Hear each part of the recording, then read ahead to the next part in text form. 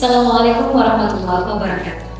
Innal hamdalillah nahmaduhu wa nasta'inuhu wa nastaghfiruh wa na'udzu billahi min shururi anfusina wa min sayyiati a'malina may yahdihillahu fala mudilla lahu wa may yudlil fala hadiya lahu.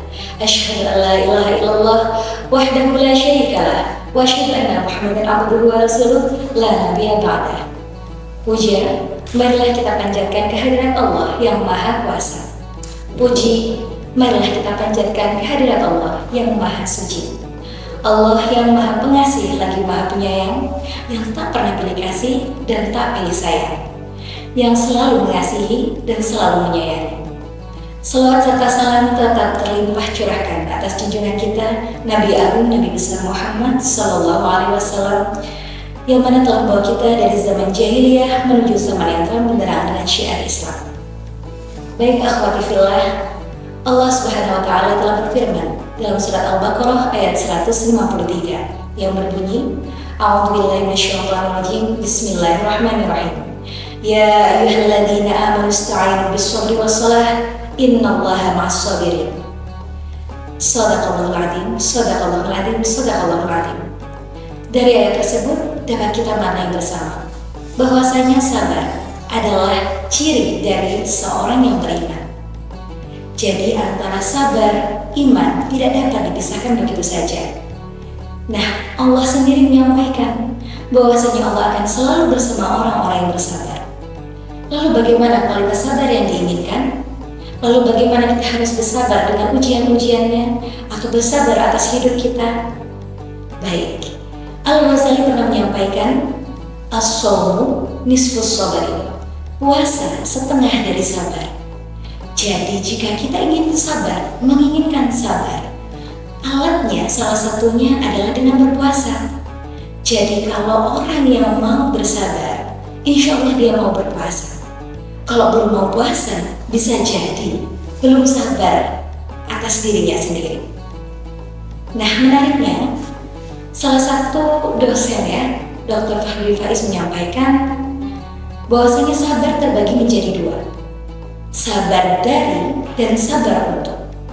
Ini menarik sekali, karena memang ketika kita mengatakan sabar dari sesuatu adalah bagaimana diri kita sabar atas segala sesuatu yang menimpa kepada diri kita.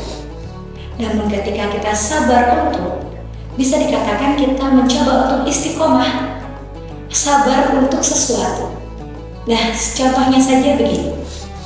Ketika kita ingin berbulan puasa ini tidak ingin neko-neko sehingga menghindari sesuatu yang membuat kita mood kita atau emosi kita naik turun. Contoh, saya ingin rajin untuk sholat hajat atau sholat taubah ketika sebelum sahur.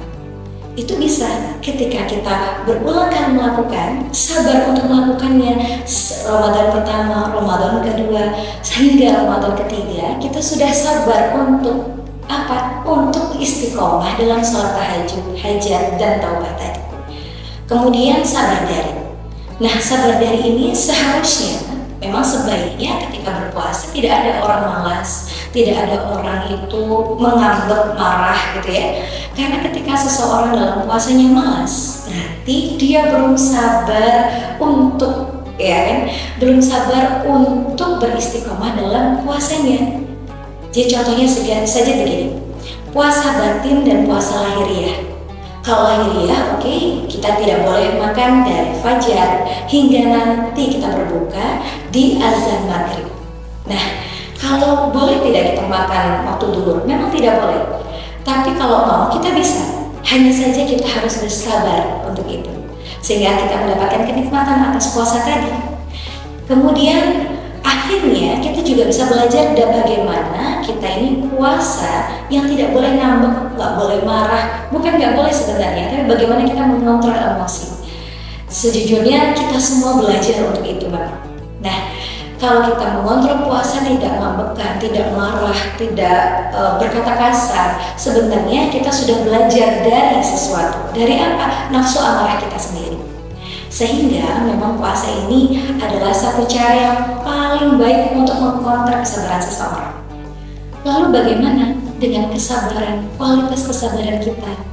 Nah, kesabaran yang dimaksud bukan berarti kita berdiam diri secara pasif menerima keadaan, bukan. Kesabaran yang dimaksud adalah bagaimana kita bersikap optimis. Namanya hidup akan selalu ada, suka, duka, senang, payah, itu pasti akan ada. Jadi, seorang yang mencintai Tuhannya, seseorang yang mencintai Tuhannya, pecinta Tuhannya, tidak akan mungkin kehilangan kesabaran. Dan juga ketika seseorang kehilangan kesabarannya, dia pasti akan mendapatkan kesiksaan batin dan lahiriah untuk dirinya sendiri. Jadi, kebahagiaan seseorang, kunci kebahagiaan kita sebenarnya adalah bagaimana kita dapat bersabar, menerima, dan siap atas hidup kita, baik senang dan susahnya. Jadi demikian, akhwati fillah, bahwasanya sabar memang tidak mudah, tapi bisa kita upayakan. Jadi sama-sama berproses dan sama-sama menjadi baik di bulan yang baik ini.